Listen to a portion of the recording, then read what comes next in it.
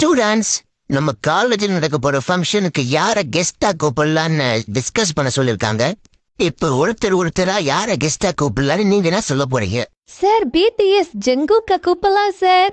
யாருமா அது? ஜங்குக்கு மங்குக்குன்னு சொல்லிக்கிட்டு இருக்க. யாருமா அவன்? Sir Jungkook most handsome boy in the world sir. என் வாயில அசிங்கமா எதுனா வந்துருமா? அடுத்து யார கூப்பிடலான்னு சொல்லுங்க. சார் மணியை கூப்பிடலாம் சார்.